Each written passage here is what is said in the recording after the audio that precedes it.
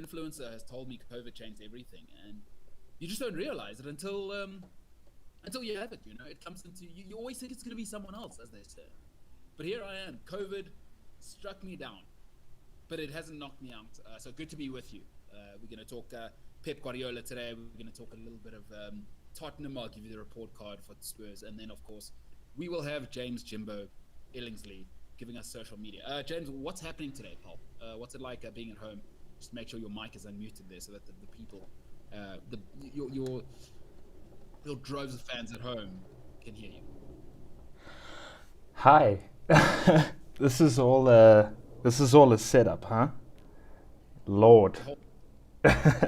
COVID changed everything. Oh my gosh.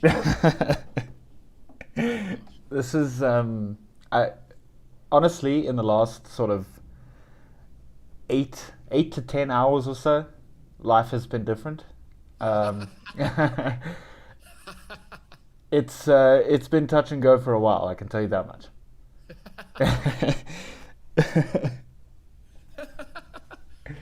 You reckon COVID's changed everything? It's changed everything. Guys, drink your vitamins. Stay safe, wear a mask because it's not a joke. So how are you feeling now, James? Because obviously I've got COVID, but you don't have COVID. I'm chilling. I got my results back this morning, saying negative, but then the rest of the report said, this does not mean that you definitely don't have COVID. And I was like, but then why did I do the test? So there's still some doubts in my mind, and we did sit across the table from each other yesterday. So that's playing on my mind too. But I think we'll be fine. COVID changed everything. That's so true. That is so true. So James, now that I've got COVID, before we get into the show, are you feeling a bit more empathetic? How do you feel? I feel like I'm feeling, what's the word? Gracious, gratuitous. My mom had COVID in January, so that was like a thing. Mm-hmm. So now being almost in that position is a little bit scary. I've been an anxious ball of anxiety for a while, so I'm glad my pain amuses you. I mean, yeah, COVID changed everything. Anyway, we're going to talk a little bit of sport today. But, James, before we get into it, Sure. so you've been pumping up Drive to Survive for a while? Yes, I know you got Netflix. Please tell me you watched it. No, not yet.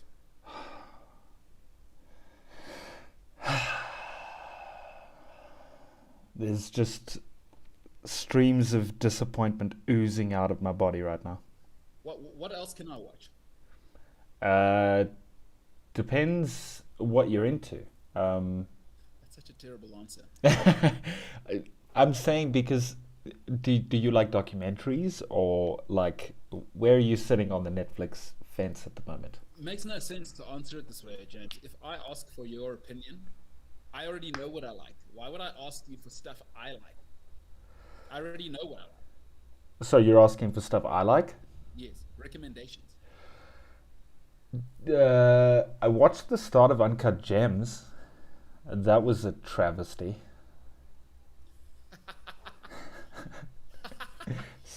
So not that one. Oh, Space Force is a good one, actually. Space Force. That's good.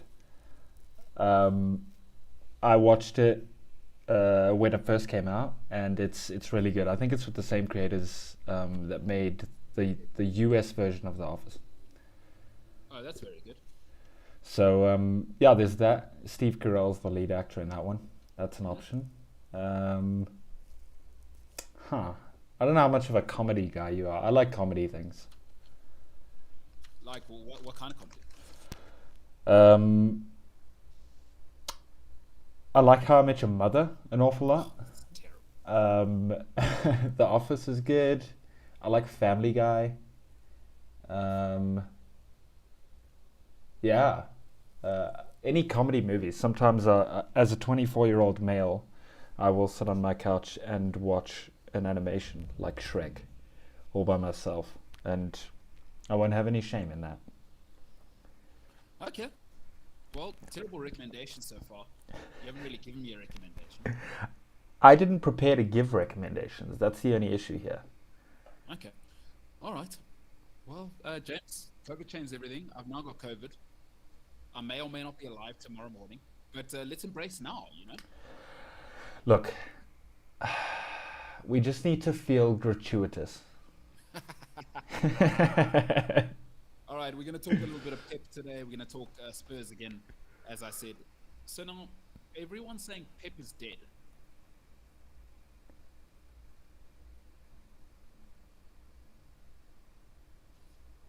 All right. James, do you think Pep Guardiola is dead? When was the last time you... No, I actually don't think Pep Guardiola can be dead, if I'm honest. I think he is one of the managers that do live up to the hype of being one of the world's best managers. Because obviously there's debates around Mourinho, there's debates around Jurgen Klopp, there's debates around many other managers, but I think Pep Guardiola has proven time and time again that he's actually a world-class manager. I don't think he's dead. They just lost the Champions League final. Liverpool lost a Champions League final and then won it the year afterwards. So, yeah, good point. Great point. All right, let's get into it. James, good to have you here. Good to be here. And good for you to be COVID negative, I would say. You know, I'm as in your immortal words, I am staying positive and testing negative. Solid stuff. Okay, so let's get into it. Everyone's telling me that Pep is dead, right? So before we get into it, I have some feedback for people. Is most of us in life will never be elite. Now, it's hard to hear. Most of us are too self-absorbed, too lazy, quite frankly. But we're too self-absorbed to actually commit to anything long-term. Because when you do the first 6 months, when you do the first year, it's still quite romantic, it's quite easy. That's the easy part. But if you want to become a master of your art, you really got to go 5, 6, 7 years. And even that's not enough. And when it stops being romantic, when it stops being cool, when it stops being novel, we're too self-absorbed. Right? We're too self-absorbed as people to actually commit to something in life. That's all people, by the way. All people are too self... There's a reason why there's one Jeff Bezos. There's one Elon Musk. Right? Is they will commit their lives to something. And when you observe the elite, you realize it's impossible to always win. What they want to be is to always be in the mix at the top end. It's impossible to always win. Always. Amazon doesn't win all the time. DAZN don't win all the time. Supersport don't win all the time. But most of us are too self-absorbed to actually become elite.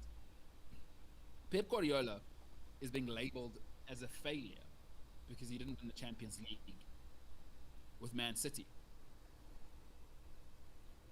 It is the most ridiculous thing I've ever heard. And everyone reduces it to the money conversation. I mean, what are we doing here? Again, and often you'll hear it from the Manchester United fans who are not realistic. But I just want to tell you, because all fans usually use Fergie as an example, and of course the romanticism of thinking he won with kids, which he didn't. But let's look at the numbers from 1986 when Fergie got there. So I've taken the numbers from 1986 to 2002. Right, the highest spending clubs in England. That's 2002. That date is important because a Russian guy called Roman Abramovich came over the seas, and much like COVID, he changed everything. Top 5 spending clubs in the United Kingdom, 1986 to 2002. First was Newcastle, second was Liverpool, third was Manchester United, fourth was Chelsea, and fifth was Leeds. 1986 to 2002. So don't give me the money thing is new. Don't give me that. Stop telling me Pep's outspending everybody and he should win. Newcastle outspent everyone, didn't win a title. Liverpool in that time, second most money spent, 3 titles. Man United, third most money spent, 7 titles. In fourth were Chelsea, and fifth were Leeds.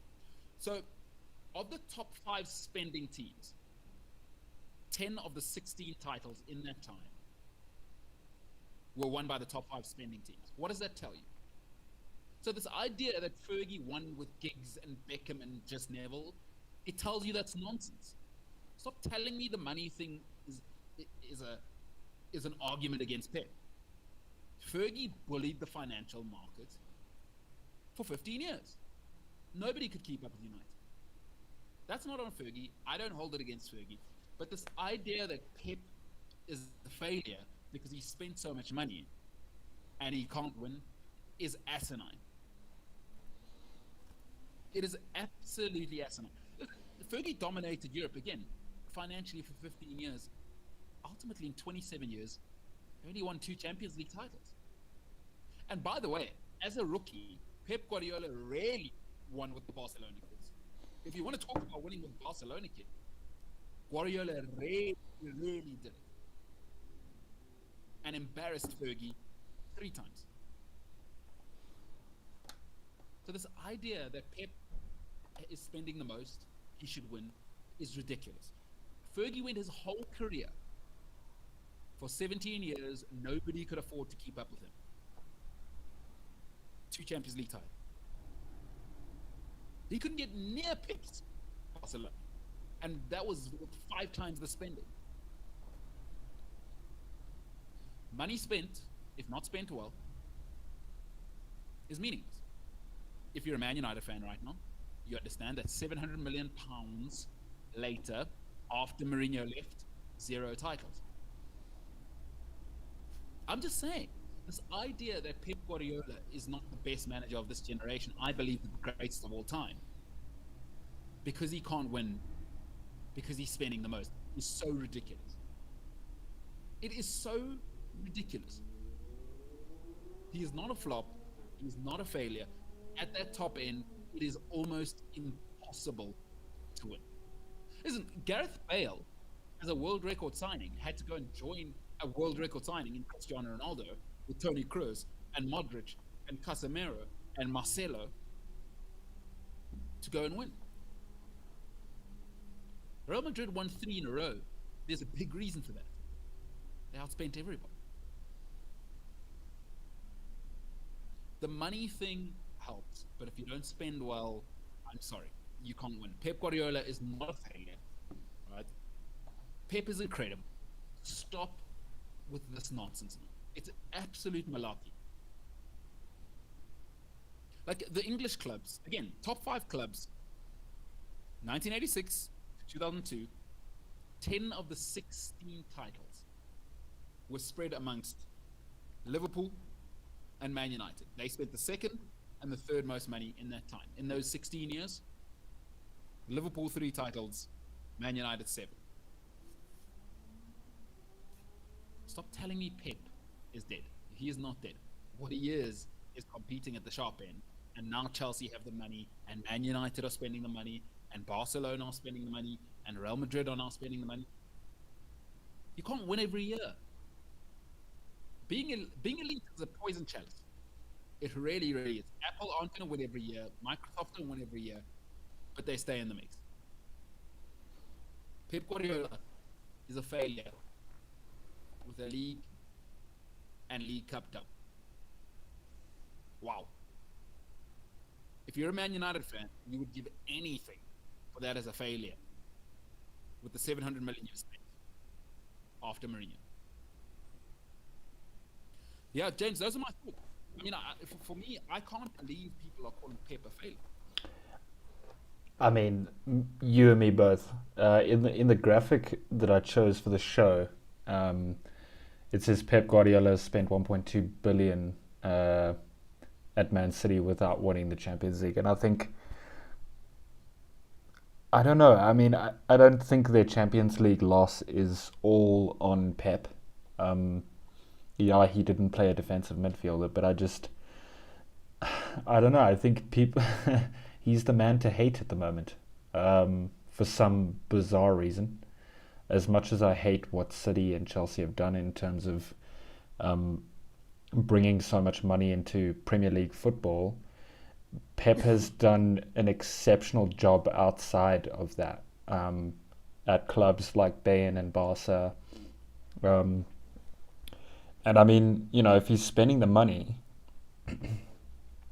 look at the players he's spending the money on. Look at how he's bolstered every single sort of position in the City squad to have the bench that he has.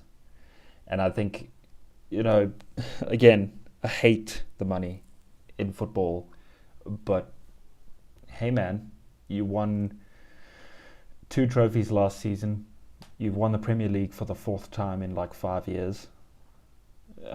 Dude, I genuinely have no idea how people are hating on Pep. It makes no sense to me. It I makes no sense. Again, I feel like right now he's just the man that everyone hates. People have gotten bored with the um, Jose Mourinho narrative and have moved on to Pep Guardiola for some reason. Yeah, it's weird. Hashtag weird, dude. Hashtag not okay, bruh. Pep Guardiola. It's weird. Listen, he's going to keep winning, and it's going to make people furious. I Absolutely. think I think next season will be his last season, purely because of burnout. I just don't think these. Everybody thinks dynasties last forever, right? Mm. They just don't. Like it wears down on people. He's got an incredibly abrasive personality, so I think this is going to be the last season. But my God, he has left it in a beautiful place for the next manager. Well, I mean, he's left it in a beautiful yet terrifying place because the next manager has incredibly large shoes to fill. But I mean, he's also left the next manager with the talent of Phil Foden, and when Riyad Mahrez is on form, he's almost unstoppable. So I think the next manager at Manchester City is going to be kind of okay. Yeah, I think he'll be all right. I just the whole money thing. When does it end for a club like City? Yeah, so like you've got your bench that is over 250 million. You've got your starting lineup which is over like 500 million. Where does it stop? And like where do the FA step in and say, okay, this is not sort of financial fair play stuff, because how on earth are Barnsley going to compete with you in the Carabao Cup or whatever? I just feel like there still does need to be a cap um, on the amount of money that's spent in football. That's just my only thing with Pep. Is he does go on these spending sprees, but he's winning trophies, bro. You know? Would you say that about Apple? Would you say Apple need to spend less on their R&D? Um, yeah, that's tough because at Apple it's expensive, but it's an investment. I mean, you know, you buy an Apple MacBook and that thing lasts you, Lord knows how long if you treat it the right way. So I mean, it's worth the money you're spending. What about paying an actor $20 million for a movie? That's not stopping. Yeah, look, that's I I don't know why that is the way it is either. Um, I just feel like not everything has to be so commercialized in football specifically. Yeah, it's a tricky one. See, I don't mind the money. Like, it's business. I like big business. Like, nobody must tell Microsoft how to spend their money. And I don't want Microsoft spending less so a small tech startup can catch up. Yeah. Like, if you want to catch up, go and raise the funding. And ultimately, look, it is a bit of a monopoly. You've got to say that. Absolutely. But something I've never understood for clubs, and I've said this before, I don't know why clubs don't pitch themselves to billionaires. I've never understood that. Like, they should present like how a marketing company would go and pitch a sales pitch. I've never understood why Southampton wouldn't pitch themselves to a Saudi conglomerate. That is a fantastic point. It also does make me wonder how these multi-billionaires choose the clubs that they do when they want to make an investment. Like, why did the dude from Saudi choose Newcastle of all clubs? Like, why was Newcastle your choice? Hey, maybe it's a cheaper, and I say cheaper because clubs are not cheap. Maybe it's a cheap investment initially, so that you can spend more on, building the club. Yeah. Hey, it's a tough one. That is a tricky one. But for me, clubs should pitch to billionaires, dude. Absolutely, I think was so. at a club, I would definitely pitch it. And yeah, get one of those douchebag pitch decks, Because you can't only have like, look, if this is the way football is going, which it is, the FA and UEFA and FIFA are never gonna have enough money in their eyes. Then I think, like you say, they must pitch. Then it's like a war of the billionaires every time there's a new season. Yeah. No, couldn't agree more. Could not agree more. I don't know. Pep is. I don't know. The whole money thing. I'm like torn, as many people can tell right now. I'm torn about the whole. Should he be spending money, but he's spending it right, and he's winning trophies, and I mean, how many managers have won 4 league titles in 5 years? Great point. Listen, 4 league titles, bro. That's about insane. Liverpool in the late 80s, 90s, and noughties, right? They spent the second most in the league, and they won titles back then. From 86 to 2002, Liverpool spent the second most and won 3 titles in that time. But So, on what scale is that though? So was Liverpool outspending for like individual players like Man City does, or was it they just made more signings? no, well, that's just more money spent is more money spent. Oh, What do you fair mean? enough. No, I just mean because I said last week that yes, there is this money in football, and what makes it so bad is you have these clubs like Manchester City who overpay massively for players, and a lot of clubs are guilty of it. I mean, 80 million for Harry Maguire is just laughable. Yes. So that's why I ask. Man City's way of spending is the issue, not the fact that they're spending so much and bolstering their squad so much. It's their way of spending of, hey, we want that player, we're just going to throw 50 mil at him when he's only worth 12 and a half. You know what it is? I think it's a classic human thing. You'll justify it if it's you winning. Like now it's Man City and Chelsea winning, and they're like upstarts, Man United don't like it, Liverpool don't like it, because when you were spending the most and winning, then it felt like, oh, you deserved it because you did it for so long. And now it's almost like you could say like Tesla versus a Toyota, Some people don't like Elon Musk because he's shaking up the scene. Yeah. Some people don't like Netflix. Warner Brothers doesn't like Netflix. They'll always tell you this, that, the other. Listen, if you've been established and you've taken over a space, and then there's new kids on the block, nobody likes that, right? Not an awful amount, no. No. So I think there's an element of that at play as well. Is quite frankly, a mentor of mine, she always says, you have to do business how business is being done. And players cost 60 million now. Like, I don't.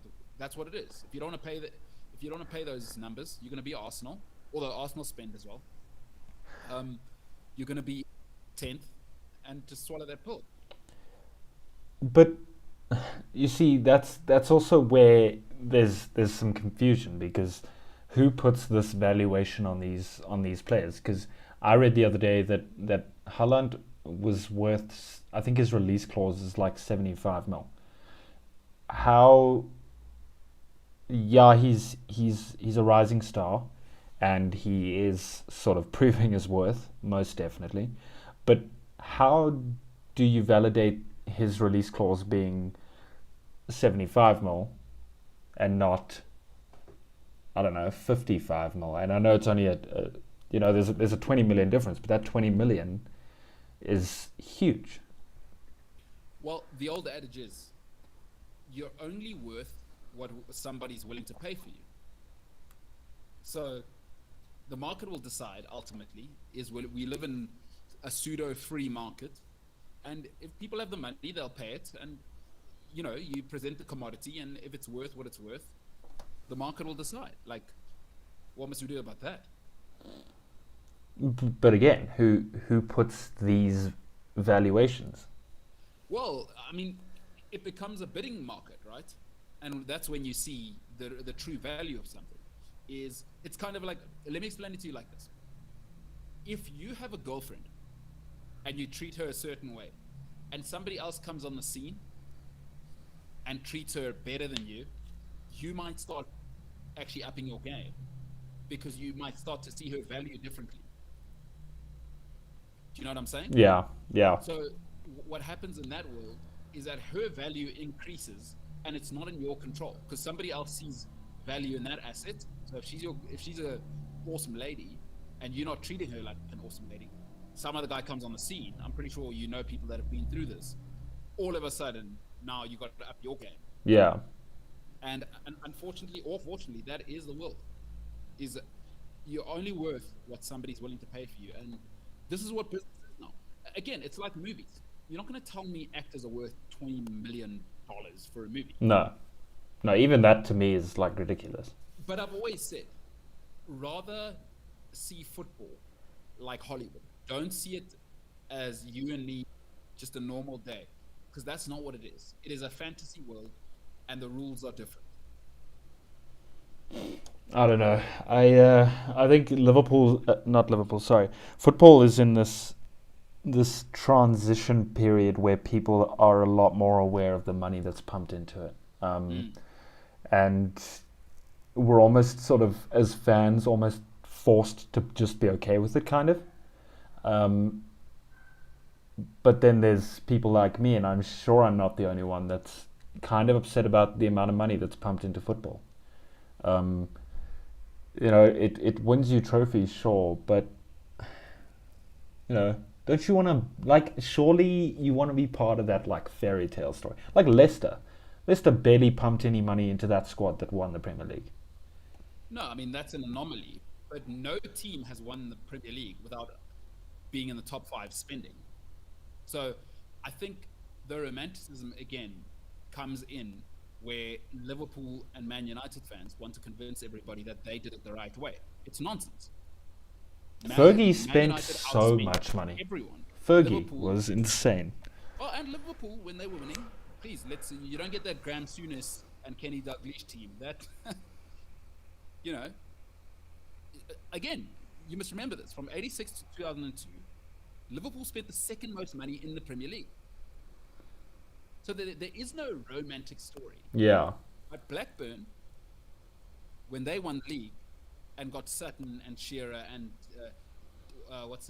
Tim Sherwood, that team is built on British steel. I forget what his surname is. Anyway, they outspent everybody. So this idea that there's ever been a romantic time in football where people won the right way is nonsense. We must just get that out of our heads. Liverpool and Man United outspent everybody on their way to titles. I don't know. Money wins trophies these days. Always. Don't say these days, James. Liverpool won with money. Man United won with money. You see, I know I sound kind of biased, just picking on Man City and Man United and Chelsea and all of these other clubs, but with the whole Graham Souness uh, era, that was like before my time. So I don't know Liverpool as that club of spending money to win trophies. I know Liverpool as the club that played in the Champions League final in '05 and came from 3 goals behind with a Scouse captain. And I think that's where my mind shift has been, is that was so romantic because the captain was a Liverpudlian and he was a Scouse and he came through the academy, and it was that whole thing. So I don't know Liverpool as the club that spent all of this money that you speak of. The older things get, the more we romanticize them. Nobody will remember Man City as a money-hungry club in a couple of years. What they'll remember is the titles. And you romanticize it, right? It's like you're saying with Liverpool. People romanticize Man United. Mourinho the first time round, we're starting to get to that time now where we don't really talk about the money spent. We talk about the steal and the great defense, right? Yeah. So, it's like anything. When you the older it is, the more we romanticize it. We're in a weird time. Zidane's no longer a manager, and apparently Coutinho is on his way back to Liverpool. It's just a weird time for football, you know. Coutinho back to Liverpool. Yeah, I read last night. Barca still owe us 50 mil for that transfer. So what was the thing I read? It was something to do with like a forgiveness clause or something. It was reports in Spain say Barcelona have offered Coutinho to Liverpool. They still owe more than 50 mil to Liverpool for his transfer, and have asked if they could return the Brazilian in exchange for the forgiveness of the remaining debt. I'm like, what? Where are we at this point in football? That's embarrassing, dude. The forgiveness. That's embarrassing. Barcelona are so badly run. It is embarrassing. You see, Kun got announced yesterday. That was quite cool. Sergio Aguero. Yeah. Good signing. Good stuff. It's with his boy. It ain't going to happen, though. They both... Aguero's not the same player. But who knows? He might do a Suarez. Barcelona, I think there might be, a force to be reckoned with again. If not next season, definitely the next.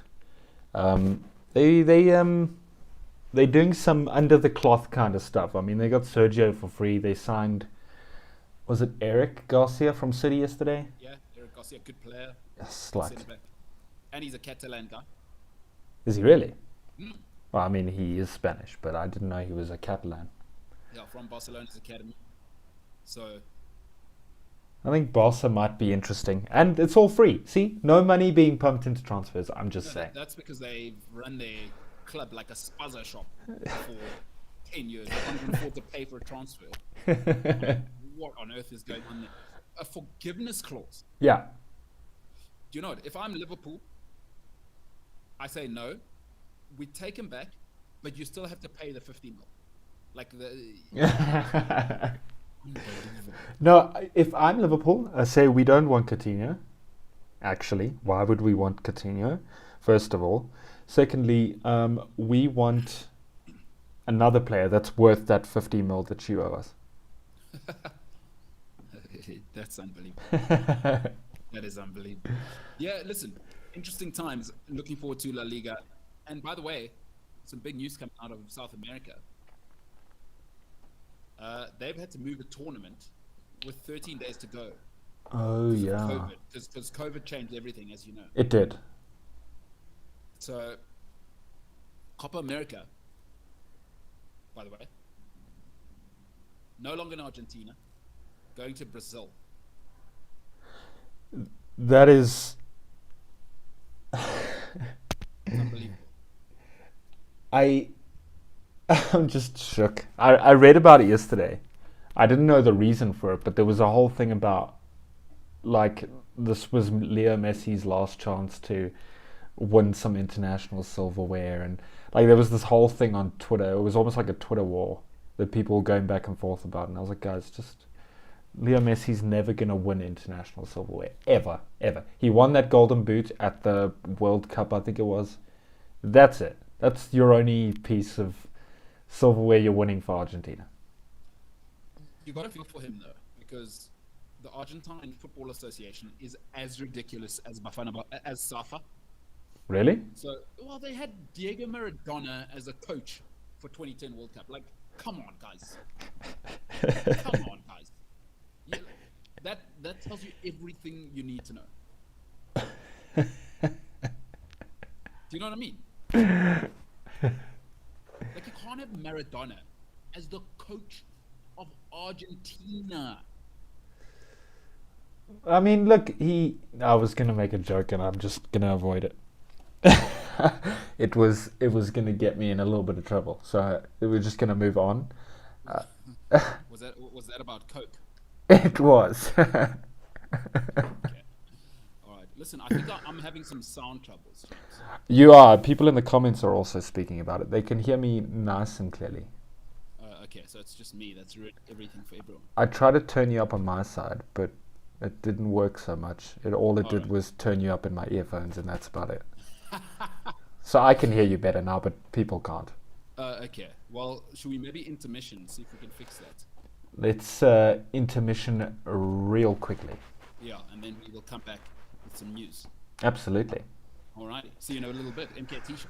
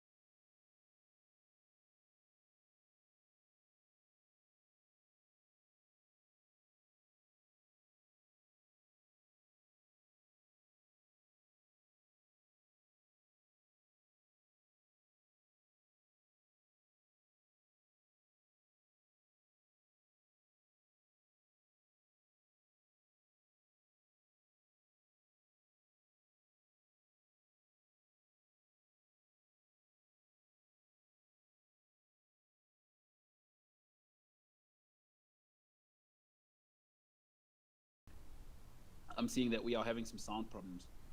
We'll iron that out. We'll have it fixed by tomorrow, eh, James? Look, you're muted, James.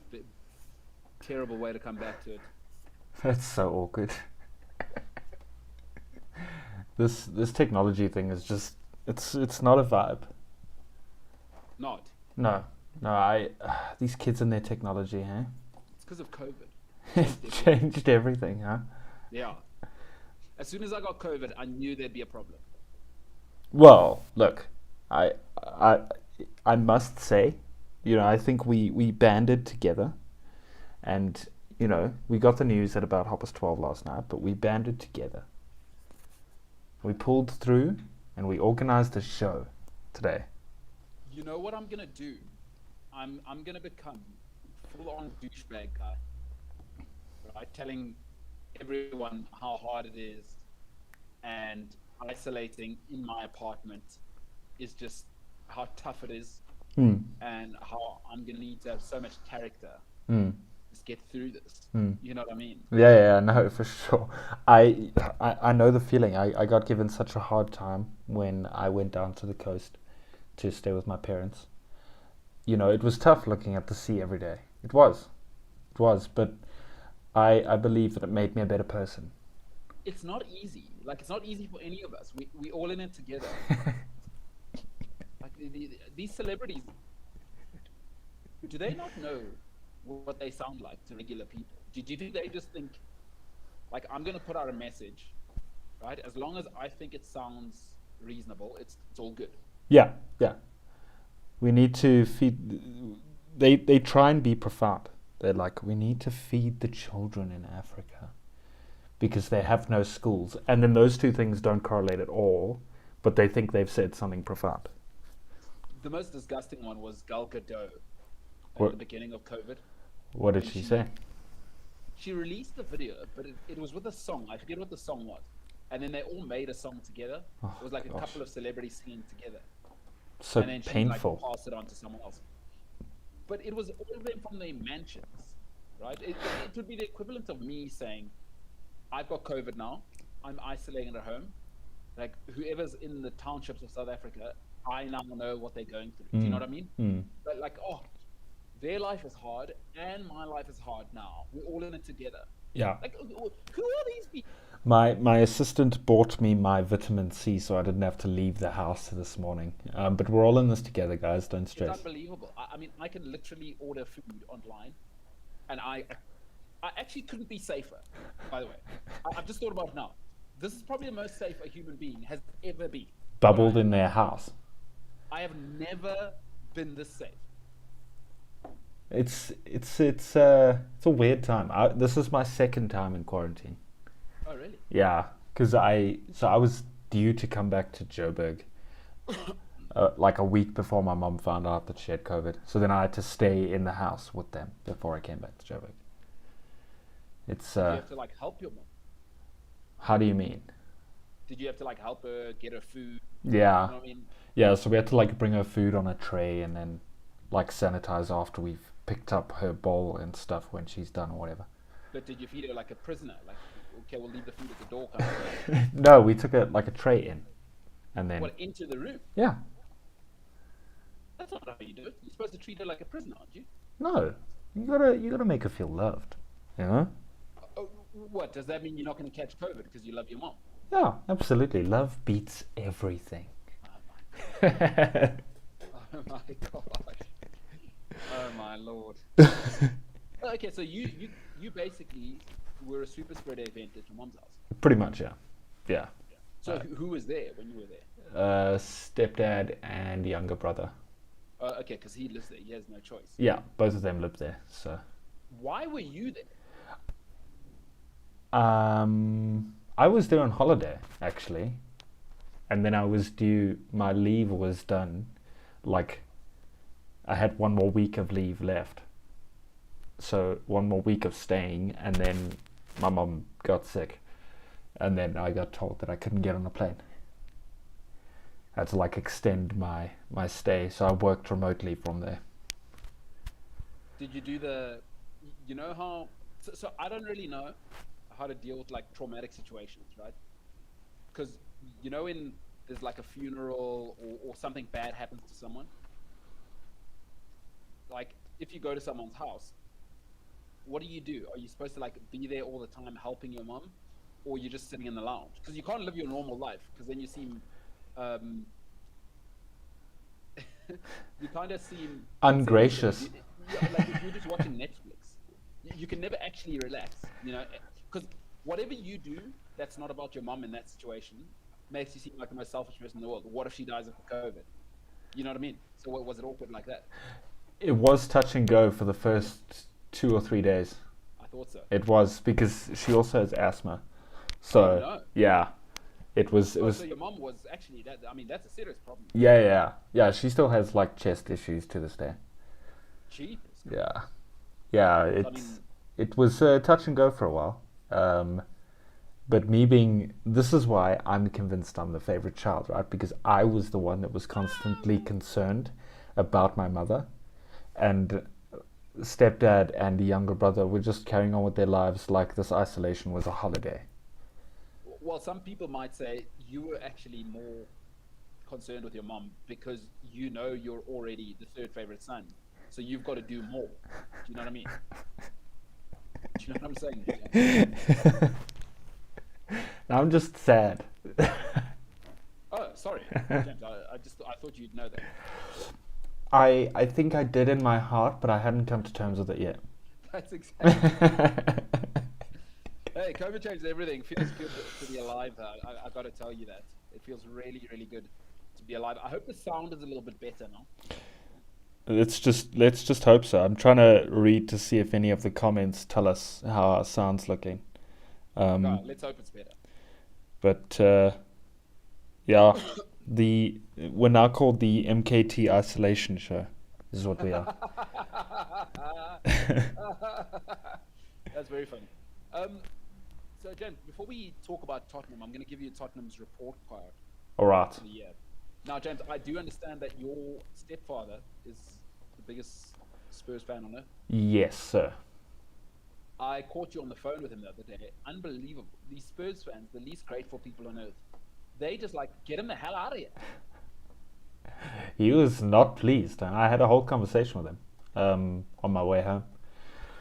Not pleased. Not pleased at all. Oh, so he wasn't happy, huh? No, not happy. He's fine with Kane to leave. And I'm like, but if he's there, you guaranteed like 20 plus goals a season. I don't understand this mentality that Tottenham fans have. Not gonna lie to you. You guys need all the help you can get. You know what I'm saying? I do know what you're saying. I do know what you're saying. They definitely need more help. Yes. Maybe the more help will come with selling Harry Kane. Who knows? Yeah, that is a tough one. So, yeah, and I'm sure he's not the only Spurs fan that feels that way. I think Spurs fans aren't exceptionally happy with his decision, and that's sort of driven them to be like, okay, if you want to leave, then leave. Oh, man. All right, well, the sound is not as good as it should be. So what I'll do is I'll make sure it's sorted by tomorrow. Don't you worry about it. You just got to speak louder, because I can hear you perfectly, but people can't. See, I don't think that's going to help. Don't you? I don't think me speaking louder is the problem. The microphone's the problem. We'll have to sort that out. Probably should have sorted that out before. But, COVID changed everything. It's a different time now. We have to be more accepting and forgiving. That's so good. That is so good. James, let's get into the Spurs report. Let's do it. You know what? Let me see.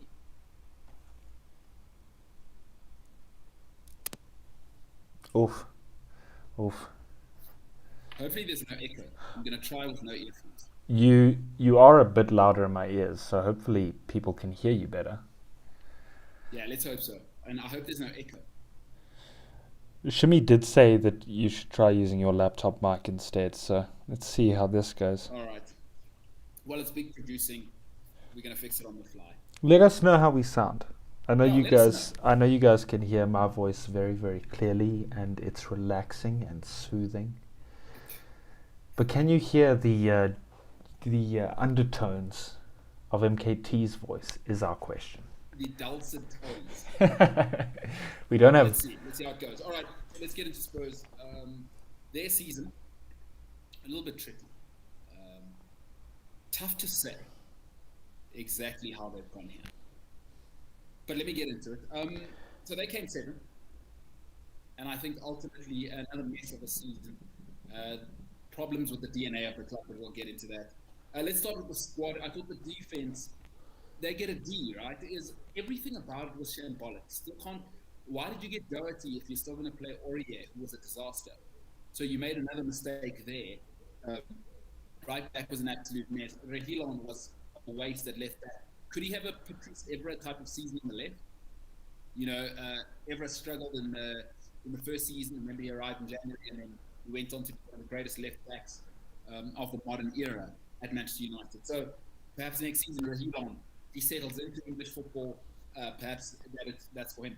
As for the centre-back situation, you can't have Alderweireld as your main guy this far into his career. Dyer's a disaster. I mean, I've heard them calling him Eric Diabolical. And that's exactly what he is. He has been... That is not a solution. And then you spend 40 million on Sanchez. He's not it. So I'm afraid that's a terrible situation that you've got for yourself there. It's a D for the defense. Listen, for the midfield, it's an F. Ndombele is too soft. I've said this before, you can't build your club around Flair. He's too soft. He can't be your best player at the club. That ain't going to work. It's an F. Everything about it, even with Højbjerg kind of coming through, it's an F. The whole thing's a dud. Harry Winks ain't good enough. I don't know what the plan is in the midfield. You spend far too much money to still not have a set 3 or 4 in that midfield rotation. Sissoko has to be back. You can't have Sissoko as one of your guys you're relying on. And ultimately, he's still one of Spurs' best players. He is a very limited player. He serves a purpose. He's up and down, but technically awful. So an F for me for the midfield. Up front, you've got to say Son and Harry are incredible. Most goals, most assists. So Harry Kane's the guy. Son Heung-min is unbelievable. Phenomenal discipline. He's a threat on the right, on the left. The work rate's phenomenal. And he's one of those rare people in life. Massive ability, as well as humility. So he's coachable and he's a world-class player. That's very, very rare. Very, very rare in life in general, not just in football. Talented people often aren't committed. You work at an office, you know this. There's people around you where you go, my God, she's incredible. He's incredible. If they just knuckle down. But they don't knuckle down. They don't knuckle down, right? So Sonny is incredible. For me, the strikers get a B+. That's what I'd give them. Because they still didn't deliver them from evil. And on the right, I think they still need to sort that out. I think the Lucas Moura experiment, La Salsa experiment, Lamela experiment, it's done now. So overall, the squad for me gets a D+. Huge underachievement. Huge underachievement. Lots of money has gone into this squad. I don't know what they were doing. Let's get into an important part, the captain. Listen, you've got to say A+, right?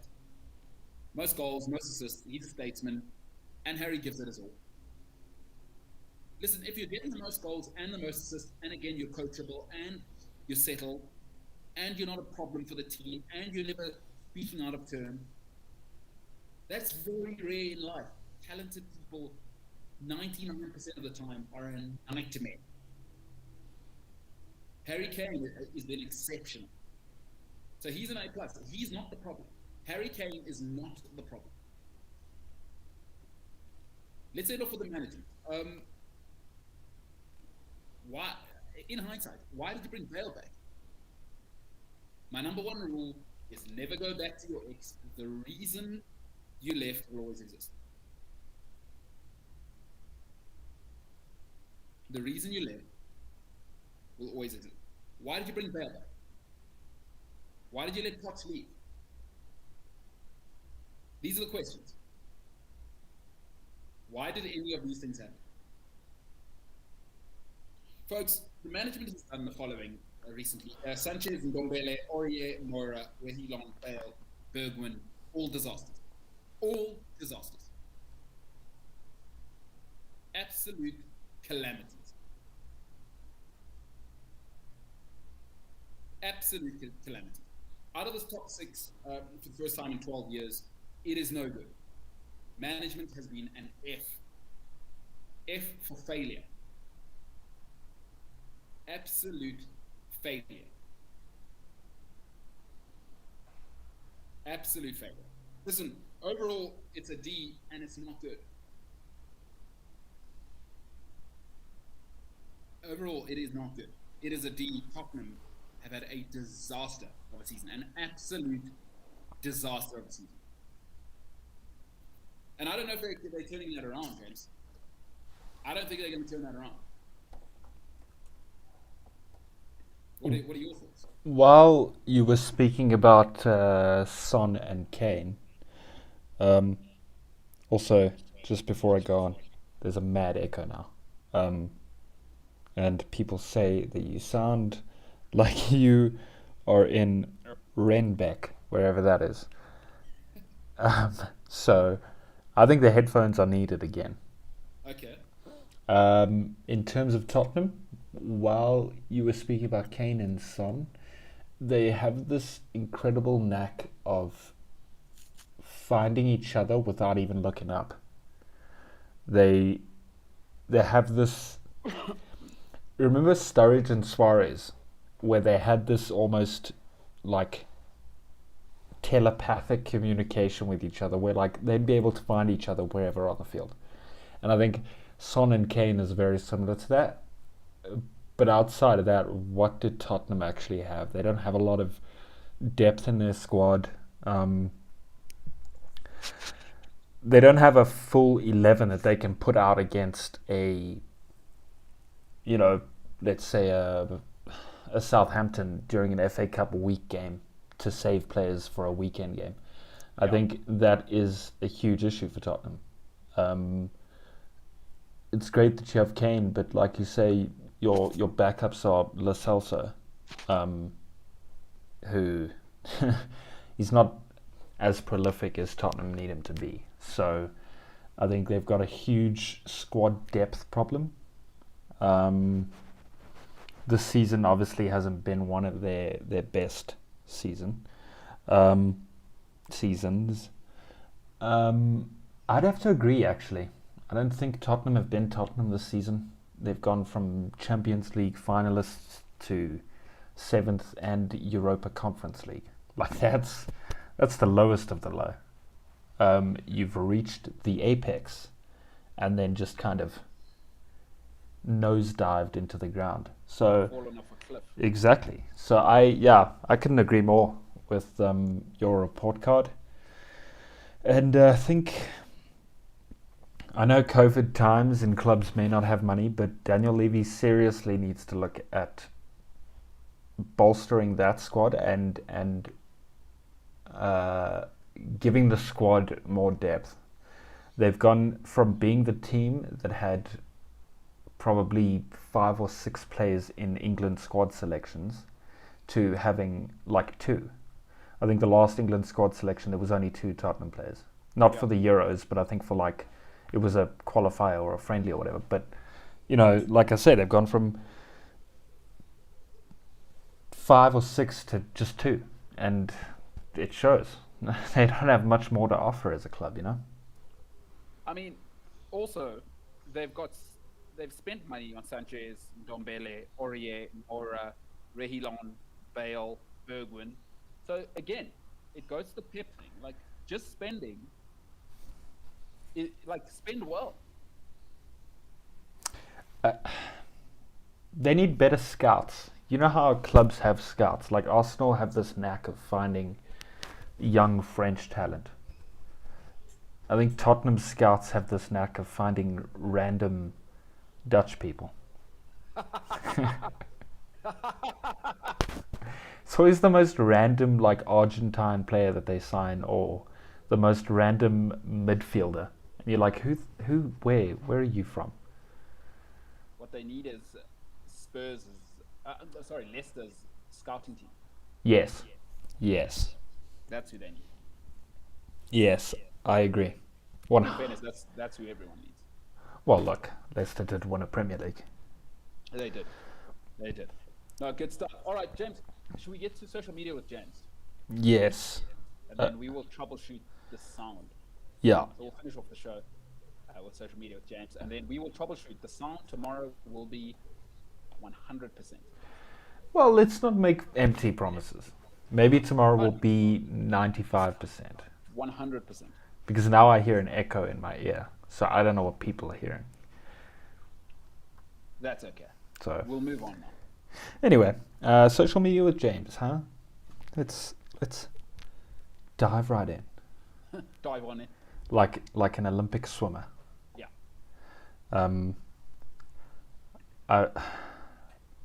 Setting up this show has been one of the most horrifying experiences of my entire life.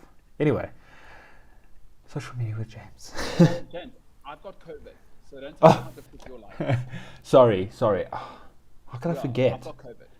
You know what I realized? We don't have to compete with a dying battery today. That's at least good, right? I don't know. Like, everything is about my COVID right now and about me. Right, let's jump into social media with James. Real Madrid have released their kit for 2021-2022. Their choice of color is white, a light-ish deep blue, and a neon orange. I think I kind of like it, but I don't know where this color scheme has come from. You know how clubs usually, like, say, in celebration of our 1978 League Cup win, we're creating the same alternate kit for this season. Real Madrid just went like balls to the wall here with orange and blue. I'm perplexed, you know? It just doesn't make sense. So that's the thing. The outside of football. Anyone keen to hear outside of football news? Right. Box squad announcement is happening in a couple of days. It is the announcement for the 45-man squad to face Georgia as well as the British and Irish Lions. So that announcement's happening on Friday. Okay. And it will probably be their usual announcement time, which is midday-ish. So that might actually happen during the show. So that'll be cool to actually dive into, provided it's not the same setup as the British and Irish Lions team announcement where there was 84 interviews and 23 holograms, and it was just all a waiting game. So there's that. They've got it wrong. What you need to do is you need to do it like the NFL draft. Turn it into a TV show. Like a whole thing. I know Machine Gun It should Kelly be on was... prime time. Huh. It should be on like 7 o'clock at night. It should be a big thing. It's on. We all watching it. The book, you show a little bit of the documentary, like 10 minutes of that documentary. You know what I mean? Yeah, but that's not like a South African thing to do. The way the NFL draft is done with... Or actually the Super Bowl. The way the Super Bowl is done with musical performances and a full football game and a halftime show and a fireworks and 83 rings that are given out. Like, that's American to do it big. Well, you don't have to do the sideshow, right? Do, whatchamacallit, do the announcements. Just have it at 7 o'clock at night. Don't have it at midday, like people at work. Turn it into a TV show. I could actually get behind that. Imagine like 7-foot Peter Stefter toy being announced and he like dances onto stage. Yeah, no, he's awesome. Boxing news. Let's hear it. 2 things Jake Paul put on his Instagram story last night, that he has a fight announcement today. Uh, I'm not sure what time it is, South African time, that the announcement will happen. But people have figured out that his next opponent is Tyron Woodley, which is not the move for Jake Paul. I think it might just be game over, even though he is a UFC fighter, if I'm not mistaken. So Woodley's background in terms of fighting. You see, I know the UFC, but boxing's a different beast. Well, I mean, Tyron Woodley being in the UFC and being an athlete for a living for a span of a couple of years now, I think is a huge advantage. I know Jake Paul has been training for fights every now and then, and he's in camp and then he's not in camp and blah, blah, blah. But the fact that Tyron Woodley is an actual athlete, like a real athlete. He's not Ben Askren, who, in your words, looks 3 months pregnant. He's not a former basketball player. He's not a YouTuber. Like, Tyron Woodley is actually an athlete, and I think it might be game over for Jake Paul. These UFC guys are getting a bit cocky as well. I mean, obviously they're human weapons. Yes. But boxing's a different animal. Yeah. So I have some hope for him in terms of not dying. It's when he starts fighting, like even a terrible boxer would smash Tyron Woodley. But like a boxer that's been boxing for 15 years, like Tyron Woodley would be flattened in 3 rounds, you know? Yeah. So it's when they start going to that, I think they'd start to get into trouble. I can live with Tyron Woodley. I'm not sure he's going to get absolutely molded. I think Jake Paul will. Again, Tyron Woodley is a primed athlete. I don't think it's game time for Jake Paul, honestly. Right. Let's see how that goes. Sticking with boxing, TalkSport on Twitter tweeted out last night, if Floyd Mayweather loses to Logan Paul, he might as well get a one-way ticket to Australia. Logan Paul replied to that tweet. And for anyone who has a childhood, they'll understand this joke. He replied to the tweet and said, "About to send this man to P. Sherman 42 Wallaby Way, Sydney." And that made my entire morning, because if you don't know, that is a Nemo reference. That is a Finding Nemo reference from the movie with Dory, and I just thought it was comical Logan Paul. I haven't seen Finding Nemo, so I don't get that reference. Damn it, that's so disappointing. It's going to take too long to explain, but I'm not into animated films, dude. I don't like those Disney. Like, get that the hell out of here. you need a childhood. You need a childhood is what you need. No, not into it. I think it's going to be an interesting weekend. I'm heavily considering actually buying the fight to watch it. What? Yeah. How much is it? It's like $80.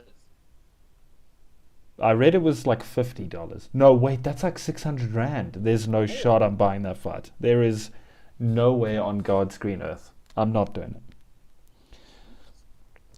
it. The England squad announcement is set to happen today for the Euros. Mason Greenwood has withdrawn from the provisional line squad, 3-line squad, because he wants to recover fully from an underlying injury. Doesn't even matter. They've got so many options anyway. Not sure he makes the starting lineup. No, I am sure he doesn't make the starting lineup. Well, I mean, Trent's clearly not making the starting lineup. Is Trent making the squad? No, there was talk yesterday saying that he's set to miss out on a place. Yeah, but I've said this to you before, so I know as a Liverpool fan, you're going to pretend to be disappointed. But I've told you this before, he's not good enough to be an England team. They've got Kyle Walker, they've got Reece James is a better option. And quite frankly, with their attacking options, I'd rather go with Aaron Wan-Bissaka. Because I don't need Trent's attacking when I've got Sancho, I've got Harry Kane, and I've got Raheem Sterling. And Luke Shaw. I don't know, man. I hope England can do something for once in a major tournament. You know? They have no midfield. You can't have James Ward-Prowse and Henderson. No, I don't know. Stop it. That's not only their midfield. I'm pretty sure Jude Bellingham is a midfielder. Stop it. I mean, come on.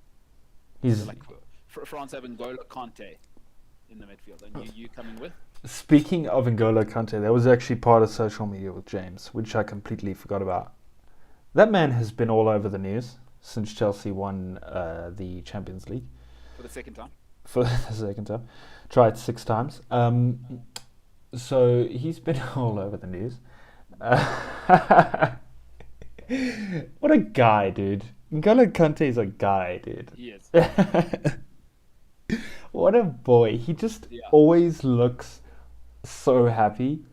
And in his interviews, and the players love him. Like, was it Reece James who picked him up after the game? And Kurt Zuma. Yeah.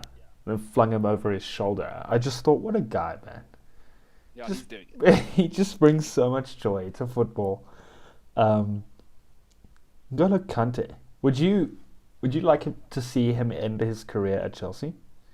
Yeah. He's a legend. And deserves to be in the mix. Good investment from Leicester, huh? From everyone. Yes, like Leicester bought, I think it was Mahrez and Kante for cheap. Was it Mahrez? I think it was. It brings me such joy to know that Chelsea spent £32 million on N'Golo Kante and Man United spent 90 million on Paul Pogba. It brings me so much joy. Did you only buy Kante for 32 million? That is incredible. A third the price of Paul Pogba. And now he's potential Ballon d'Or winner. I think people need to relax with that. Like, also Chelsea came 4th. Like, yeah. You don't get prizes for coming 4th. Yeah, but everyone knows how UEFA works. No, he's not winning the Ballon d'Or. He's not better than Leo Messi, and he's not better than Cristiano Ronaldo. Stop it. I don't think he'll win Ballon d'Or, but everyone knows that UEFA operates under the thing of, if you win the Champions League, you're more likely, if you're a standout star and you win the Champions League with your club, you're more likely to walk away with a Ballon d'Or. And also, people must remember, N'Golo Kante was injured for half the season. So, if anything, Mason Mount is Chelsea's player of the season, by the way. I know everybody's getting caught up in N'Golo Kante now and the beautiful story and it's romantic. He's not Chelsea's best player. Mason Mount has been the standout for the whole season. Not just the parts of it. N'Golo Kante spent half the season injured. So, I do like Kante, but, slow down. We've got Ballon d'Or. I mean, Jesus. Hey, man, I'm just doing my job, social media with James. No, shout out to you. I've heard it all over social media. People need to relax. Chelsea came 4th. You know what makes... Tell me he's a better player than De Bruyne. Now, if Chelsea win the league and the Champions League, Man City dominated the toughest sports league on earth with Kevin De Bruyne absolutely at the forefront. So you can't give it to N'Golo Kante because he did well in a cup tournament. I'm sorry. That's actually what I was going to say. Is what's really funny is leading up to that week, building up to the Champions League final, there was all this talk of if De Bruyne wins the Champions League, he's a Ballon d'Or winner. Blah blah blah. He's been instrumental in the City squad. Blah blah blah. And immediately after City didn't win the Champions League, all of that talk of De Bruyne winning the Ballon d'Or completely disappeared. There was nothing about it at all. Yeah. So I'm saying, people know, dude, if you win the Champions League with your club and you were a star performer, you either will win the Ballon d'Or or you will come top 3. If N'Golo Kante now goes to Euros and they win Euros and he's the main guy, then we're having a conversation. But for now, sorry, he was out for half the season. No good, huh?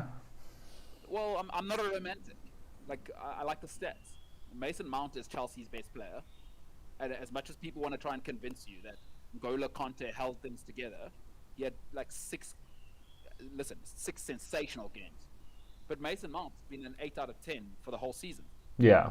And even then, Man City, Mahrez, De Bruyne, Fernandinho, Diaz, Edison. I'd even put Edison up for the Ballon d'Or for some of the things he's done this year before I put Conte there.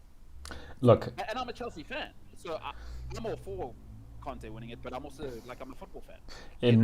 in my opinion, Alisson should win the Puskás, as well as the Ballon d'Or. Unbelievable. That's just putting it out there, huh? Imagine he walks away with both Puskás and no, wait, the Puskás is a FIFA thing, isn't it? Or is it a UEFA thing? Yeah, it's the goal of the season. Yeah. I think it can be anything. Hey, we'll see what happens. It only happens at the end of the year, so we got some time. Yeah. Let's jump into some comments, and a lot of them are. I've been reading them throughout the show to try and stay on top of the sound issues that we've been having. A lot of our comments and a lot of our listeners are very shocked that we're actually a sports show. So there's just a lot from Shimmy in the beginning about our sound issues. Shimmy says, stay safe, stay home. And then he also says, COVID is a money-making racket. That's what people are saying. Zapeta says... By the way, I just want to say there, James paid 300 Rand more than I did for my test, and I had my test 8 hours before him. We tested about the same time. So I had 2 tests. Wait, did you get your results? Because I know you went to test after the show. Did you get the results for the test after the show before I did? Yes. We actually... I don't know. Like you say, we went to go test at the same time, and you got yours at midnight. I got mine this morning. And I paid less than you. Maybe it is a money-making racket. I'm shooketh. It's also... All we know is that COVID changed everything. It did, and it's made us more gracious and forgiving. Absolutely. It's not all about money. We have to connect as people. Exactly. And we're all in it together. Absolutely. Just as I'm isolating in an incredibly safe apartment, I feel like my life is as hard as somebody in the townships. You imagine I sounded like this. Imagine these celebrities need to wake up. I had a really funny joke, and I just can't remember what it was, but it was really funny. Oh, you said it wasn't all about money, right? Yeah. We need to forget the gratuity and become more gracious. Oh, there we go. God, that's so deep, James. All right, what else we got? I hate everything about what I just did. Moving on. Shimmy says, no ways, Uncut Gems is a beaut. Perhaps watch the whole thing, James. Don't judge a game by its first half. There was a lot going on, man. Like, sound-wise and music-wise, and it was just hard to follow. And then I saw Adam Sandler's face, and I was like, this is not a vibe. So, I didn't finish watching it. That's where we are with Uncut Gems. Shimi also says, what's the point of Umbi asking for recommendations when he doesn't watch them? No, well, tell me your recommendations. And again, it's like giving a gift. Give me the recommendations. If I like them, cool. And if I don't like them, I'm not going to watch them. It's a recommendation. It's not a prison sentence. Do you know what I mean? I don't have to watch what you tell me to watch. It's ridiculous. Well, it would be nice that we could have some other kinds of conversations, you know? Oh my gosh. No? No. I'm not your girlfriend. Kudle says Pep gets in his own way by overthinking. Yeah. I mean, it's easy to say now in hindsight, I guess. I know we spoke about it a little bit yesterday, but what was he thinking? No defensive midfielder against a Chelsea team like that. Well, listen, I mean, Tuchel's beaten him twice now. Yes. And that can get in your head, you know what I'm saying? He had to change it up. And you give it a whirl. Sometimes it pays off, sometimes it doesn't. You'll be all right. He'll be okay. He'll win more trophies. He certainly will. Simpiwe says, first time catching you guys actually speaking about sports. I guess y'all are a real sports show after all. Shout out. We are a real sports show. Nchoma says, Barnsley must make more money or cease to exist. Then there used to be a team named the Seattle Supersonics. Now we have the Oklahoma City Thunder, who bought us Westbrook and Durant. I totally agree, dude. It's like, it's business, right?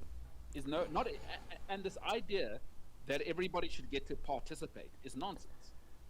It's cutthroat. There's lots of billionaires out there. Pitch your club to billionaires. If you want to survive, do business the way it's being done. I totally agree with Nchoma. These, I did tell you and Paolo that these billionaires are very smart, because this whole Kroenke out and the Glazers must go and all of that stuff. I remember I told you guys they were waiting until the end of the season for everything to die down. What's happened since the season has ended?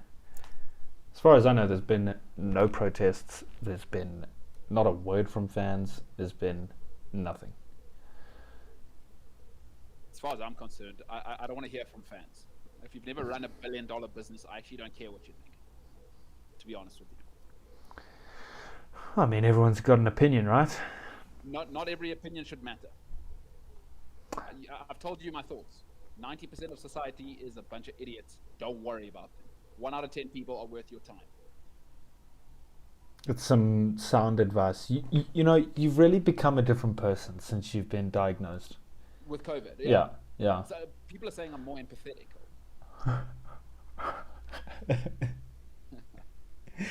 We'll do the true test when I yawn, because if I yawn and you yawn back, that means you have empathy. That's true. So we'll see. We'll see if you're empathetic. I'm with Nchoma there, dude. Totally. Just do business or get the hell out. If you can't afford to do business, get the hell out. Not taking any prisoners, huh? No, I don't care. I don't care about Barnsley. Give me more Leicester. Give me more Arsenal. Give me more Chelsea. Kutle says clubs could try the Moneyball method. It works for Leicester. They bought Kante and Marius for cheap and made a profit on them. Yeah, it's true. Very Fair true. Enough. Problem is, the really smart people are impossible to find. So, aren't you lucky you found me?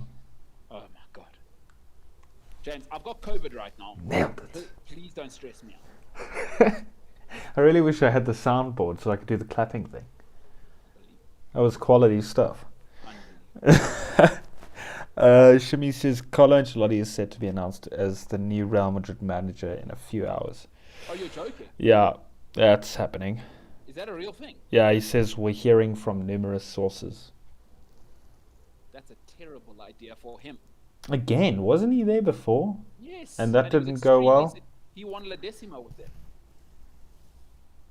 Oh. Never go back to your ex. They're The desperate, risk huh? you left will always exist. No, don't go back. He doesn't need to either. Like, he's got such an awesome opportunity at Everton to build something awesome. And he's done well with Everton this season. Not exceptionally, but he's built something. No, it's wow. I actually don't know what to say about that. It's so bad. Real Madrid are so bad right now. They're going blue and orange on their kits, hiring Carlo Ancelotti again. I don't know what's going on there, dude. I have no idea. Real Madrid, La Liga, but I've said it for years. Serie A and La Liga are a joke. And this idea that you could have two clubs be the main center of everything is terrible for business. And this is what happens. Like, eventually you run out of money because Real Madrid and Barcelona are only so interesting. Yeah. Nobody wants to watch that, dude. And listen, in England, there are only ever 3 or 4 clubs in the mix, but it at least feels like there's open competition. You know what I mean? Yeah. So, yeah. I mean, listen, you'll get what you deserve in life. So, yeah. Interesting choice. Terrible, Ancelotti. Shami says, why would Barca allow Suarez to leave for free, then sign Aguero, hoping he'll pull off a Suarez? That's a good point. Great point. Also, I've seen a lot of stuff since Atletico won the league about how underrated Luis Suarez actually is. Like, if you remove Messi and Ronaldo from the equation, his stats are absolutely exceptional. Yeah, it's a tricky one, huh? I'm not sure why they decided to let him go. I've no idea. Ugh. Yeah, it's an ugly one. I don't know. Aguero's the problem with Aguero is he's not what he was, and it's embarrassing for a club of Barcelona's level to be buying a guy who's Aguero's finished. Let's be honest. So weird. Just the whole thing's weird. Again, La Liga. Just I don't know what's going on. Hey, maybe they're hoping Messi and Aguero can have some kind of chemistry because of their personal relationship. So maybe that's what they're banking on, and then chemistry equals more goals and back to the glory days. Maybe that's their mindset. Oh, let's see. It's risky, but maybe that's their mindset. Kutle says Liverpool should demand the money and not take the player. They've moved on. Absolutely. Yeah. We don't need Coutinho. The right move is to demand the money, have him back, and sell him immediately. No, you know what the right move would be? To do exactly that. Except instead of selling him, we should send him out on loan to like Fleetwood Town or something. No, to Espanyol, which is Barcelona's like big rival. Yeah, just like pay for his wages and have him be at Espanyol. That would be incredible. Shimi says Barca are just signing anyone that's available for free. What a joke. This club is in a free fall. It is a joke. I mean, Memphis Depay, like, Did they sign Memphis Depay? Well, they're talking about it. It's embarrassing. No way, dude. Really? Yeah, it's embarrassing. How desperate are you? When they paid 110 million pounds for Dembele, you knew there was a problem. Yeah. The gaming addict Dembele. Yeah, didn't pitch up to training, and they went and found him playing PlayStation. That's my boy. That's my damn boy. Anyway. Can see the disappointment in your face. You're like, these millennials. Got it good. Lulama says, can Umbi not use a 3310? I cannot hear him. Fair enough. We will fix it. I will have 100% sound tomorrow. Get it right. Get it right. Get it left, bro. Yeah, see, but... Nshoma says, details won't matter. The number of trophies the money will be irrelevant. Well said. Well said. As you saw with Michael Jordan and the series, The Last Dance. There's a lot of romanticism in there. The older things get, the more we romanticize them. So, shout out. Shout out to the boys. Shimi says, Shimi replied to Choma and said, but they'd be lucky to even win a teacup this season. Would that be Arsenal or Spurs? I think that maybe... Be interesting to see who he's talking about. Spurs, if I'm not mistaken. Fair enough. He's right there. Lulama says, the MKT isolation show. When my pops had it, we just left the chow at the door. See, that's tough. Because actually the right thing to do... Listen, there are horrible people on this planet. People who are sick. People who have babies. Because you ever seen people that have babies? They think they are the second coming of Jesus and they've performed a miracle. Right? People who are sick. But the worst kind of people out there right now is people with pets as well, especially people with dogs. Like, I don't have to love your dog as much as you do. So those three people for me are the worst. People who've just given birth, people that are sick, and people with dogs. They think they can't do anything wrong. So I'm with Lulama there. If you've got COVID, let's treat you like a prisoner. I don't need to see you, and I don't care, quite frankly, how sad and alone you feel. I don't want to get COVID. Just sit in your bed. And we'll feed you like a prisoner, leave the plate at the door, sanitize it, and we'll talk to you in 10 days. I'm with Lulama there, dude. It's just so heartless. Well, you want to help or not? Yeah. No, because you know what? It's like people with pets and kids, right? And sick people. Like when you're sick, I'm not sick. Why must I get sick when I'm helping you? Do you know what I mean? Like, I'm gonna help you, but there has to be rules. Because spitting all over me and, oh my gosh, my life's so hard, is okay, you're sick, we get it. Get your food from the door, like you've just committed 3 murders, and that way I can't get sick as well. I think you may be onto something. I think this is how people need to be treated from now on. Well, the problem with people is that when they're sick, they just think it's the second coming of Jesus again, and oh, woe is me. You know what I mean? It sounds like man flu. They people just,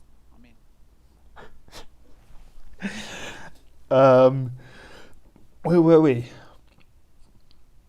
I'm with Lulama there, dude. Just a lot of complaints about your sound. And Shoma says, I will not comment on the other team's misfortunes. I have a tragedy in my own backyard. Only watching football on the weekends. Arsenal have hurt me deeply since 2010. Oh, those are the words of a deeply hurt man, dude. Yeah. Oh, that is so sad. Arsenal have hurt me deeply since 2010, huh? You know what it's like? Imagine being married for 25 years. Oh, thanks. And then divorce happens. Because that's what happened to Arsenal, right? Is for 25 years, they had midweek, top-level European football. For the first time in 25 years, Choma is going to have to wait, at the very least, 6 days to watch his team play. At the very least. It's tough. It's a shambles at Arsenal Football Club currently, huh? It's beyond. A shambles was what Arsenal were 10 years ago. Now it's gone. They've been 8th 2 seasons in a row. A shambles was 10 years ago. This is a catastrophe. And I'm loving it. Shout out Arsenal fans, huh? Yeah. It's awesome. I'm loving it. Sorry, Choma. Sorry, not sorry. Hashtag sorry, not sorry, huh? Yeah. Pimo says, this is the same guy who tells us about technological advancements. Now we all have a problem. We might, sorry.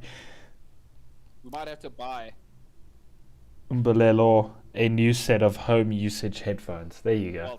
Well said, yeah. But obviously send them to me sanitized because I've got COVID and COVID changed everything. Yeah. He's not thinking about the gratuity. He's thinking about the graciousness. When you're helping me, I'm thinking about you. Unlike some people.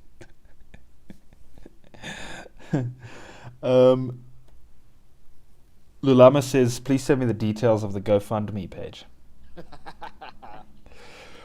Zapeta says, will Kane be the next Spurs player to leave and win a trophy? That'd be probably. There's a high chance, actually. I don't think he'll leave because he's a smart guy. He knows what's good for him. Where would he go? Look, he's not. Look, if his mind is set on leaving, let's be honest with ourselves, he's not going to be short of options. Whether he'll have game time and whether his new club will be more competitive to be a starting player is a different story. Fair enough. Yeah, Harry Kane won't have any issues. Man United have said that they are holding off pursuit of Harry Kane and instead are chasing Jadon Sancho and then waiting until next year to sign Erling Haaland. No, there's no guarantees of winning at Man United, I'm afraid. There's no guarantees of a first team place either. So yeah, that's a tricky one.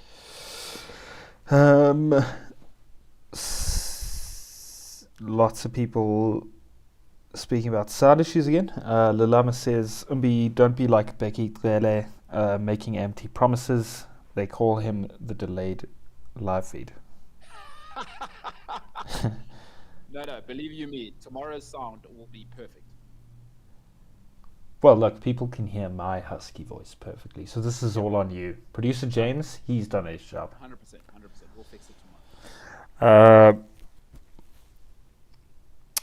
Kutle says, well done to Tux for winning the Varsity Cup, even though the rules make no sense to me. Yeah, again, it's like Super Rugby. I stopped watching it a couple of years ago. It's too complicated. I've got other stuff to watch. Are the rules in Varsity Cup different to normal they're rugby? Trial rules, yeah. They're trial rules within it. Oh, that's so weird. Yeah, but I stopped watching years ago. It's just too complicated as well as a format. That is very strange. But it's good for young players, and Francois Pinault's done great work there.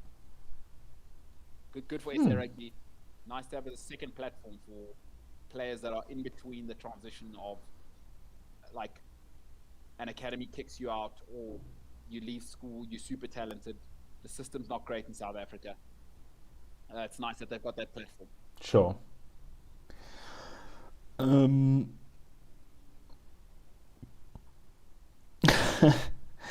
Pimo says, with regards to the Springbok squad announcement, they could make it happen, but they are too concerned that Dani won't be awake at 7 p.m. Good point. Good point. Good point. Pimo also says Varsity Cup is a good way to pull your hair out when a team gets 9 points for a try. Yeah, there's too much happening there. 9 points for a try? No, there's all sorts happening. But listen, it's a trial platform. FIBA do this with football at younger tournaments, at age tournaments. So I get it. It's strange. Pimo also says Umbi hasn't watched any classics. James, don't try and explain it to him. I mean, I've seen, Citizen Kane. I'm not watching Frozen Nemo or whatever it's called. It's called Finding Nemo. No, thank you. And it's called I'm not going to watch it ever. And PP Sherman 42 Wallaby Way Sydney is the best thing that Logan Paul could have tweeted out. Okay. And you don't get it. That's what hurts me. There's a good chance I will never watch anything about Nemo in my life. Disney films, hate them. It's painful, huh? That is painful. Pima also says that England also have Declan Rice and Mason Mount in their midfield. I'm not as big on Declan Rice as everyone else. Mason Mount is a nice player, still 22 though. But I mean, when you put him up against France and Germany's midfield, Hey, surprise, surprise. Mplelo likes Mason Mount.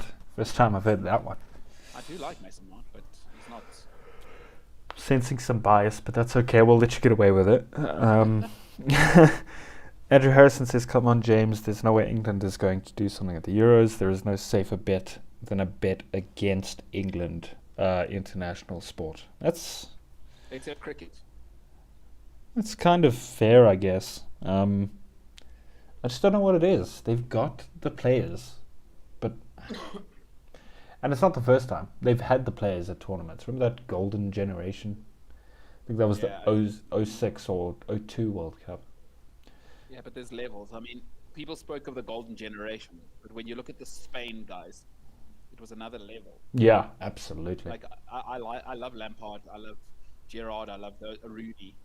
But when you think Rooney to David Silva, like, stop it, right? That's not, you don't compare that. Iniesta, Xavi, Busquets, and you got to take Gareth Barry, Frank Lampard, and Steve Gerrard against those guys. Come on. Zapeta makes a good point though. It says problem with England and their attacking options is that Southgate will play defensively with 5 at the back. Yes. What makes it worse is that their midfield and defence isn't good. It's true. You got to think Harry Maguire and probably John Stones are their centre backs. Yeah. Ugh. No, thank you. You know what I mean? I mean, everyone knows my opinion on Harry Maguire. John Stones is good on a good day, but if he's not on a good day, then there's issues, you know? It's one season. Yeah. No. England, forget it. Sorry, guys. No Euros for you. Shimmy says, what on earth do people's dogs have anything to do with it? No, well, it's the same mentality as sick people. Like, the fact that, okay, I'm sick now, I'm the center of the world. I'm the absolute center of the whole world. You know, like, but it's like people with pets. It's like, when you take your dog out, take a packet. And also, get your dog on a leash. And also, I don't have to love your dog as much as you do. Stop bringing it to restaurants. Like, these people with dogs think, honestly, they think they have saved Jesus Christ from Pontius Pilate. They think they've done something which will change the course of history. Like, cool, you got a dog. I don't have to love your dog. It's like people with kids, right? They come to a restaurant, and their kids are a nightmare, and I'm the monster for calling them out. You're just a grumpy old man, aren't you? Well, no, because I try and not be that person for people. Like, I'm sick now. What am I going to do? Be a nightmare for everyone? Well, I'd prefer if you weren't. Well, I'd prefer if people with dogs weren't a nightmare for everyone. Like, keep your dogs to yourself. Like, don't bring them to restaurants. And now, there's this thing of people bringing their dogs to the shops. I saw that the other day. I was at a shopping center in Lone Hill, and there was this man walking around with his Labradors inside the shopping center. No, because people with dogs, I'm telling you, James, I know you think I'm crazy. I do. People with dogs, people that have just given birth, and sick people are the most revolting people on earth, because they think the world now must be about them forever. Like, oh, look at my dog. I love my dog, so you must love my dog. And if you don't, you're a monster. What's wrong with you? Did you not have a pet? Who hurt you when you were younger? Like, hey, do you know what? Douchebag, leave your dog at home, right? There may be people with allergies, and there are people who don't feel safe around dogs. And quite frankly, I like dogs, but there may be people who don't like dogs. So when you go into public, don't bring your dog. Shimi, you've triggered him, and now I have to calm him down. Thanks. I'm just telling you stuff that happens. And people won't say it because you seem like a bad person. Yes. If you call these people out. But I don't mind. Like, I'm still going to say it. Get the hell out of here with your dog. I don't need to like it. And stop bringing your kids to nice restaurants. Okay. Moving on. Before you get more upset and go off about how you hate the fact that leaves are shaped the way they are and they're not actually shaped like circles. I see where you were going. And Shoma says these poor brothers are looking to get hurt. It'll be entertaining if you enjoy blood sports. Tyron Woodley is a former champion. That is not soft porridge. I'm telling you, Jake Paul. I think this is the one time where he may have bitten off more than he can chew. Let's see what kind of shape Woodley's in right now. Well, again, he's a primed athlete, my guy. We'll see. He's not Ben Askren, who's 8 months pregnant. That was embarrassing. Andrew says the problem is, as Umbi said before, Jack Grealish has never played a must-win game in his life. See, when you get to the top end, and you saw it with Mason Mount, that pass to Kai Havertz, I get that Jack Grealish is sensational when there's no expectations. The killer for all of us in life, we either know or we've been these people, right? We're successful in environments where we're viewed as the star and everybody loves us and it's about us. But then people move to environments, right, where it's not about them and excellent is expected. Like, you do something incredible in certain environments, nobody congratulates you. So whereas at Aston Villa, Jack Grealish can perform what at Man City, at Chelsea, at Man United might be considered average, and he gets more credit. At England, I need you to have that moment where Mason Mount has that pass to make. He doesn't make it perfectly on time. Then what? Yeah. And expectation is such a killer. I've seen it in my personal life with so many people. When you add expectation, it's a game changer. And I like evidence. There's no evidence for me yet that Grealish can deliver with expectation because he's never been in that environment. He's only been coddled his whole life. Yeah, I think. And I like him. I really like Jack Grealish as a player. I think he's one of the few players that don't have an ego about him. I don't know about that. No, but I mean, he doesn't have a like I'm performing in front of the camera kind of vibe. Who, Jack Grealish? Yeah, he doesn't have an ego. Don't tell me he has an ego. He doesn't. The half stops with the calves and the hair. Yeah. I don't know. Jack Grealish, he's not for me. But again, you said it earlier. I'm old and grumpy. I like Mason Mount, disciplined, technically sublime, Exactly. coachable. We just like different things. That's who we are. COVID changed everything. No, that's so true. Pimo says he hates. I'm not sure what that is. Upobova. It's a classic name for a dog, James. Right. Okay. Lulama says cannot stand Spotty and Danger. Another classic. So black people always name their dogs the same thing. Always Sporty or Danger or something like that. That's what's going on